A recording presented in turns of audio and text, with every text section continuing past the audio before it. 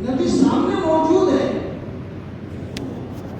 لیکن پھر بھی وہ اپنے ایمان کے بارے میں کیا ہے؟ فکر مند ہے، فکر مند۔ گھر سے نکل رہے حضرت حنظلہ رضی اللہ تعالیٰ عنہ کیا کہتے ہوئے؟ نافقہ حنظلہ، نافقہ حنظلہ، نافقہ حنظلہ۔ بتاؤ ہم حضرت حنظلہ رضی اللہ تعالیٰ عنہ کے یعنی پیر کے دھول کی برابری کر سکتے ہیں؟ کر سکتے ہیں؟ پھر اپنے آپ کو ایمان کی محنت سے غافل رکھنا یہ عقل مندی نہیں ہے، یہ عقل مندی نہیں ہے، نہیں۔ اور یاد رکھنا، اس بات کو اچھی طرح ذہن میں رکھنا یا لکھ لینا، ایمان کی فکر کے لیے آپ کا کوئی عذر مسموع نہیں ہے۔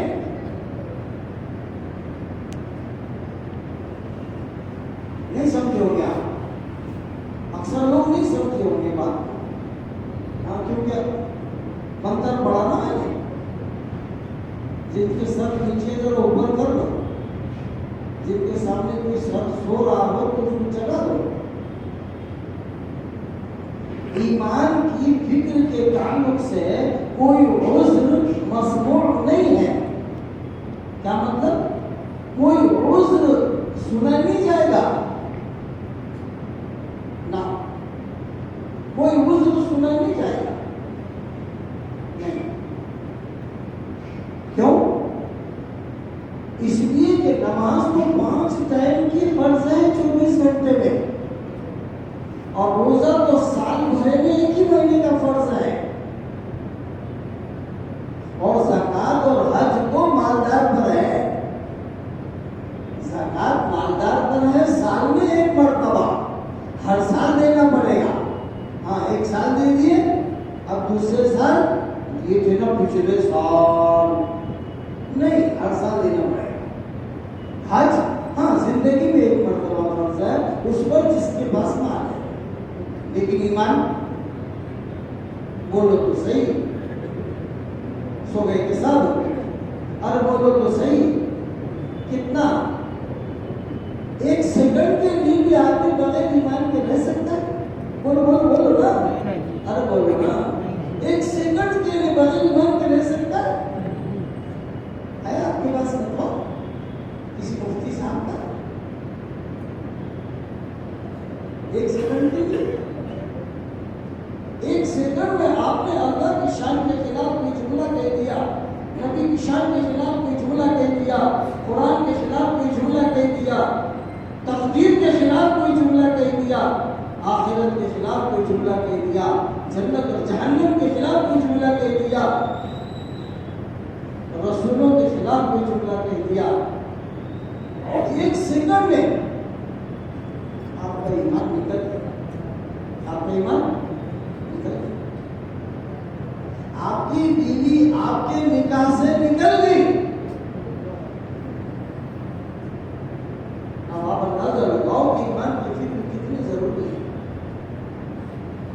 کتنی ضروری ہے۔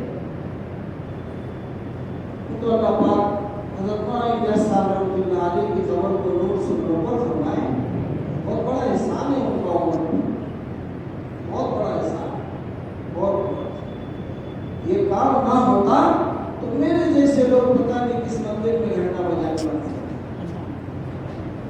مراٹھی سے پڑھنے والے، دیہات کے رہنے والے، کیا جانے اللہ، کیا جانے رسول، کیا جانے قرآن، کیا جانے دین، کیا جانے اسلام، کیا پتہ نہیں کون سے مندر میں گھنٹہ بجائے۔ تبلیغ کا اس کام کا ہم پر بہت بڑا احسان ہے، بہت بڑا احسان۔ اور یاد رکھنا، چاہے آپ کا دین مانے یا نہ مانے، میرے عزیز و دوستوں بزرگوں، خانوادہ الیاسیہ کا پوری دنیا پر بہت بڑا احسان ہے، بہت بڑا احسان ہے خانوادہ الیاسیہ کا، سمجھے نا، پوری دنیا پر، اس خاندان کا پوری دنیا پر بہت بڑا احسان ہے۔ اس محنت کے ذریعے سے ایمان بچا ہوا ہے، اس ایمان کے ذریعے سے ایمان، اس محنت کے ذریعے سے ایمان محفوظ ہے۔ رہا ہے. سمجھ گئے؟ یہی ایک نعمت زمین پر ہے آج جس میں اللہ نے عافیت چھپا رکھی ہے. کہیں عافیت نظر نہیں آتی. کہیں بھی چلے جاؤ، کہیں بھی چلے جاؤ، عافیت نظر نہیں آتی. عافیت نظر نہیں آتی. کہیں بھی چلے اس محنت میں اخلاص اور للہیت کے ساتھ اگر آدمی لگے گا اللہ اسے عافیت عطا کرے. عافیت عطا کرے.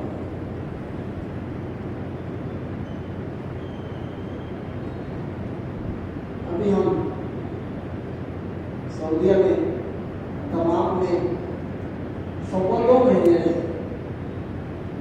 2 مہینے تمام میں لاکھوں لوگ مزدوری کے لیے پڑے ہوئے ہیں. پورے خلیج میں آپ کو کروڑوں لوگ ملیں گے. پورے خلیج میں تمام میں لاکھوں لوگ، ہندوستان کے، پاکستان کے، بنگلہ دیش کے، یہ 3 ملکوں کے سب سے زیادہ ہے. برجستہ کہنے لگے وہاں کے لوگ. مولوی صاحب دیکھ لیا ہم نے، یہاں جتنے لوگ ہیں نا یہ سب پریشان آ گئے. سب پریشان. سکون سے وہی ہے جو دعوت کے کام میں لگا ہوا ہے. یہ ان کے جملے ہیں. سکون سے وہی ہے جو دعوت کے کام میں لگا ہوا ہے. حقیقت میں سچ مانا.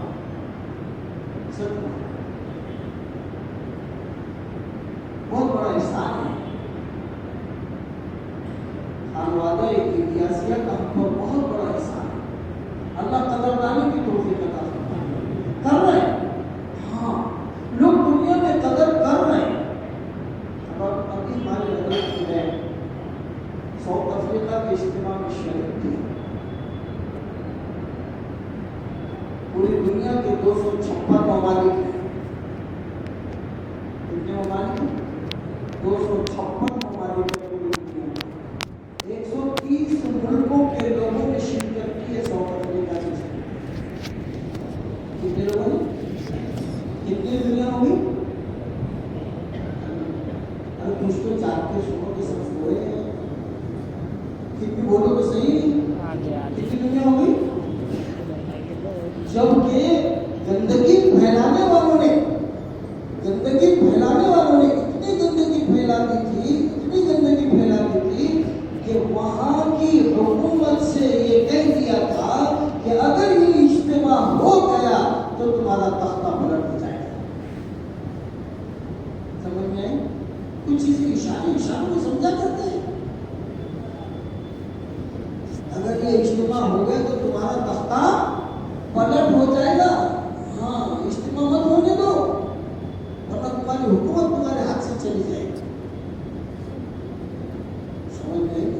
حکومت سے جا کے کہہ دیا.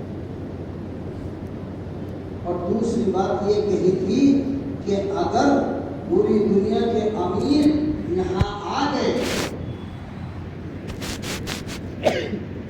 تو ان کے جان کو اگر کچھ ہوا تو اس کے ذمہ دار ہم نہیں رہیں گے. اس کے ذمہ دار ہم نہیں رہیں گے. اللہ پاک حاکم کو ایسی بری حاکم بنا دیتا. اللہ نے قرآن پاک میں جو صاف ارشاد فرمایا، اگرچہ ہماری کھوپڑی میں نہیں آتی بات، سمجھے نا، ہمارے سمجھداریاں چھوٹے ہیں نا، نہیں سمجھتے ضرور بات سمجھنے. قرآن میں صاف ارشاد فرما دیا اللہ نے، قل اللہم مالک الملک تؤتی الملک من تشاء وتنزع الملک ممن تشاء وتعز من تشاء وتذل من تشاء بيدك الخير انك على كل شيء قدير. حکومت دینا کس کے ہاتھ میں؟ زور سے تو بولو. ایسا لگتا ہے کئی دنوں سے کھانے بھی کھا رہے ہم لوگ نہیں. اور حکومت چھیننا کس کے ہاتھ میں؟ اللہ ہی کے ہاتھ میں. تو اللہ ایسے آدمی کو حاکم نہیں بناتا. ہاں وہ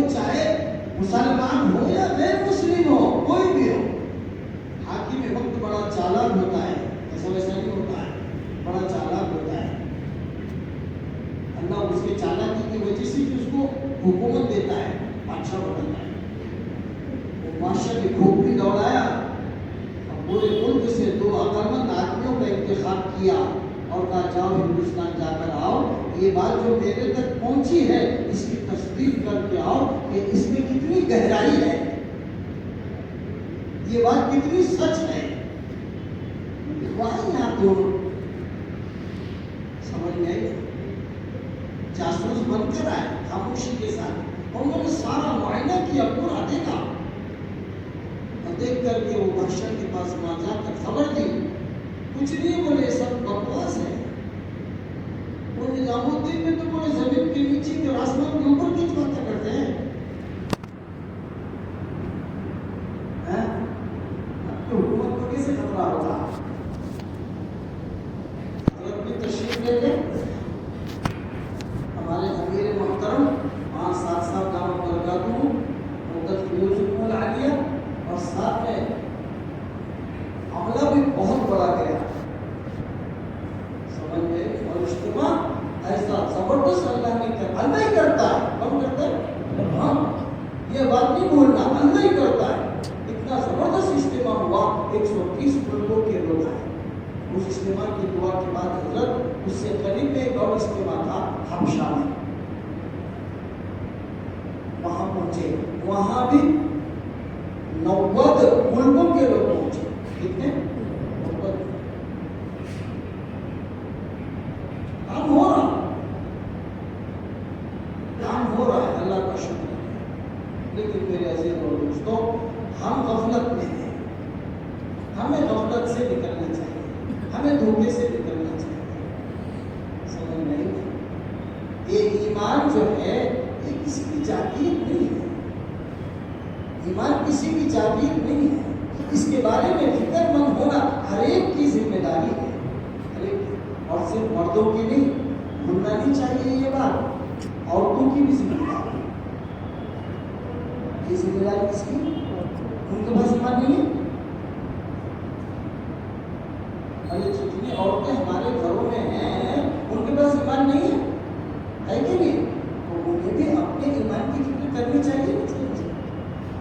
اما عائشہ رضی اللہ تعالیٰ عنہ فرماتی ہیں، ہم 9 کی 9 بیویاں حضور اکرم صلی اللہ علیہ وسلم کے ساتھ اللہ کے راستے میں جانے کے لیے ہمیشہ تیار رہتی تھی. ہمیشہ. کتنے واقعات ہیں مذکورات کے، کتنے واقعات ہیں مذکورات کے جنہوں نے بڑی قربانیاں دی، بڑی قربانیاں دی. سب سے پہلی شہادت اسلام میں کس کی ہے؟ ایک خاتون کی ہے. کس کی ہے؟ ہاں، ایک خاتون کی ہے. سب سے پہلے اسلام لانے والی ایک خاتون ہے. ایک خاتون ہے. وحی جیسے نازل ہوئی ہے کسی مرد نے نہیں سنی ہے سوائے حضور اکرم صلی اللہ علیہ وسلم کی. سب سے پہلے کس نے سنی ہے؟ خاتون. ہر بات سمجھ میں آ رہی ہے؟ تو جتنی ذمہ داری مردوں کی ہے اتنی ذمہ داری عورتوں کی بھی ہے. آپ حیات الصحابہ اٹھا کر دیکھیں، پتہ چلے گا.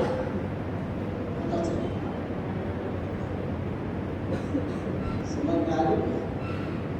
اس لیے میرے عزیز اور دوستوں، ایمان کی فکر کرنا اور ایمان کے تعلق سے ہمیشہ چوکنا رہنا، یہ عقل مندی کی بات ہے. یہ عقل مندی کی بات ہے. صحابہ ہمیشہ چوکنا رہتے تھے. صحابہ رضوان اللہ تعالیٰ علیہ اجمعین کا ایمان باوجود اس کے کہ پہاڑوں جیسا تھا. کیسا تھا؟ ہاں، چٹانوں جیسا ایمان تھا.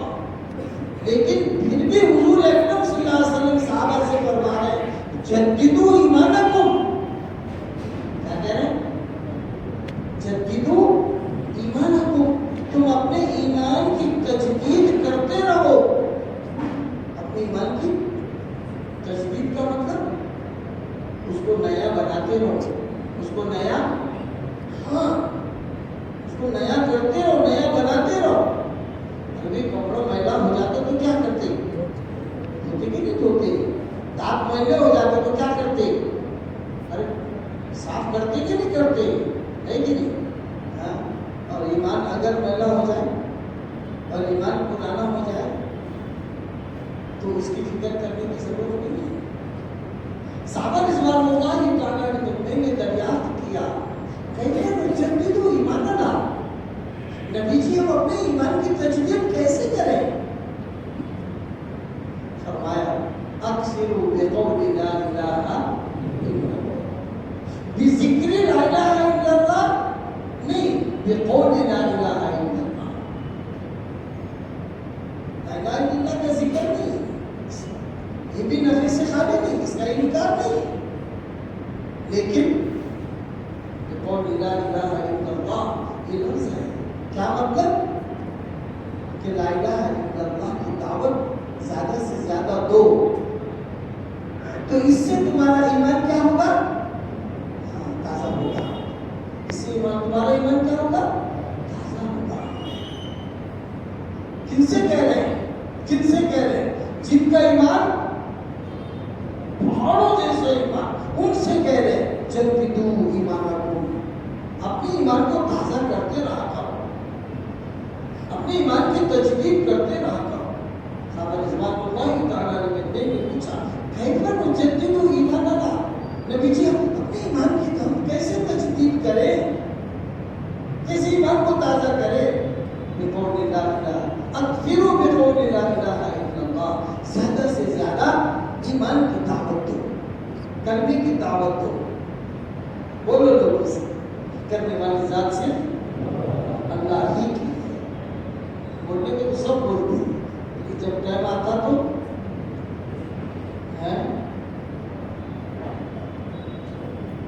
مورتی بنا کے پیش کی جائے، سونے کی مورتی بنا کے پیش کی جائے، سب کہیں گے اس سے کچھ نہیں ہوتا، اس سے کچھ نہیں ہوتا، لیکن اس مورتی کو پگھلا کر سونے کے ٹکڑے بنا دیے ہیں، بسکٹ بنا دیے ہیں چھوٹے چھوٹے، اور اب پیش کیے جائیں، اب زبان کیا بولے گی؟ ہاں اس سے ہوتا ہے، کیا ہوگا؟ اس سے گاڑی خریدی جا سکتی ہے، اس سے مکان بنایا جا سکتا ہے، اس سے بیٹی کی شادی ہو سکتی ہے، اس سے کام بنے گے۔ حالانکہ بول کیا رہتے؟ کرنے والے ذات بدل جاتے بول۔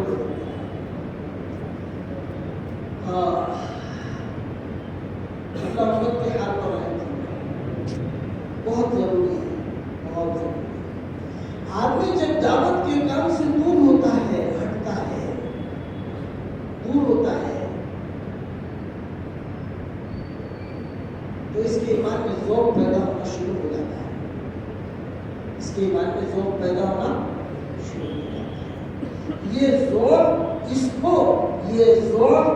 کو پھر دعوت کے کام پر کیچڑ اچھالنے لگاتا ہے، اعتراض کرنے لگاتا ہے، بولنے لگاتا ہے کیا ضروری ہے، کیا چلے میں جانا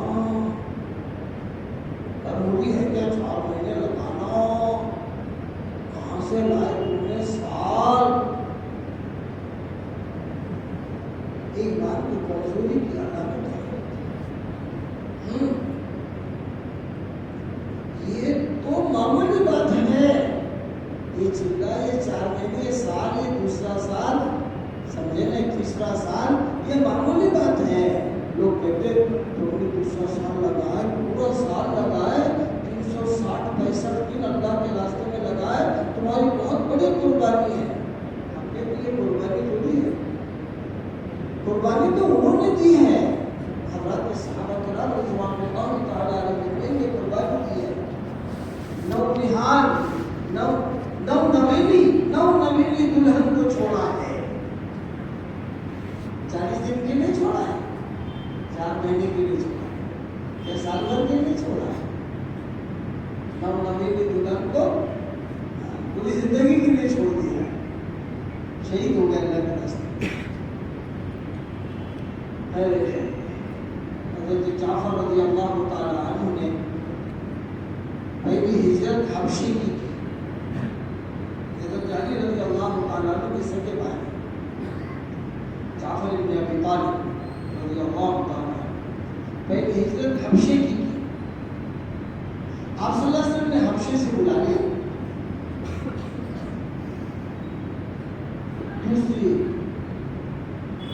دوسری مرتبہ آپ نے اردو بھیجا۔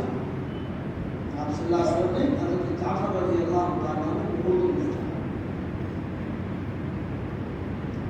کیا کہ صحابہ کو مشہور قصہ ہے، دیکھ لو نا۔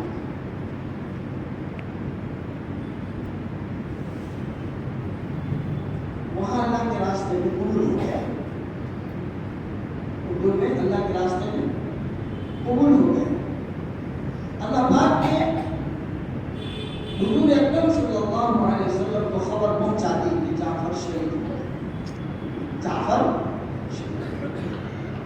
آپ صلی اللہ علیہ وسلم ان کے گھر گئے۔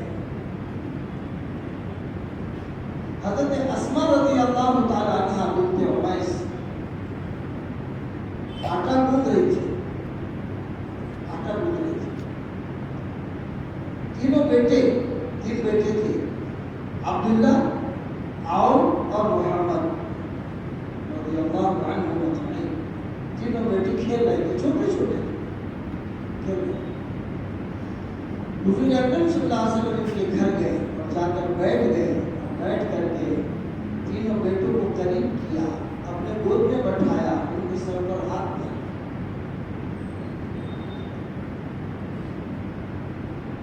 آپ صلی اللہ علیہ وسلم کی آنکھوں سے آنسو جاری تھے۔ آپ صلی اللہ علیہ وسلم کی آنکھوں سے آنسو جاری تھے۔ حضرت اسماء پوچھ رہی، نبی جی جعفر کا کیا ہوا؟ آپ صلی اللہ علیہ وسلم جواب نہیں دے، مسلسل آنکھوں سے آنسو جاری ہے۔ آپ صلی اللہ علیہ وسلم بچوں کے سر پر سے ہاتھ پھیر رہے ہیں۔ عبداللہ، عون اور محمد تینوں گود میں بیٹھے ہیں۔ حضرت اسماء بار بار پوچھ رہی، نبی جی جعفر کا کیا ہوا؟ آپ صلی اللہ علیہ وسلم نے سر اٹھایا اور ارشاد فرمایا، اسماء بس اب تو صبر کر۔ کیا فرمایا؟ بس اب تو صبر کر، جعفر تو اللہ کی راہ میں شہید ہو گئے۔ اتنا سننا تھا کہ حضرت اسماء بنت عمیس رضی اللہ عنہا بےہوش ہو گئی، زمین پر گر گئی۔ میرے عزیزوں اور دوستوں، ایمان اور دین ہم تک ایسا نہیں آیا۔ حضرت جعفر کی شہادت میں اردن والوں کو ایمان ملا ہے۔ اردن والوں کو کیا ملا ہے؟ ایمان۔ محنت اللہ رائے گا نہیں جانے دیتا۔ اللہ بڑا قدردان ہے، ہم بھلے ہی ناقدرے ہوں لیکن اللہ بڑا قدردان ہے۔ بچوں کو اللہ نے یتیم کیا، بیوی کو اللہ نے بیوہ کر دیا، لیکن اردن والوں کو کیا مل گیا؟ بس میرے دوستوں، باتوں سے باتیں وجود میں آتی ہے، کام سے کام وجود میں آتا ہے۔ ہم نیتیں کریں، ارادے کریں، زندگیوں کے ارادے کریں۔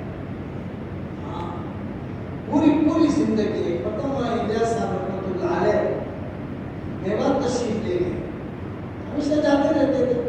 ایک مرتبہ گئے اور جا کر کے بات کی، اور بات کرنے کے بعد تشکیل شروع کی تو میواتیوں سے کہا، میواتیوں اب تمہارا ضلع 4 مہینے نہیں، اب نہیں۔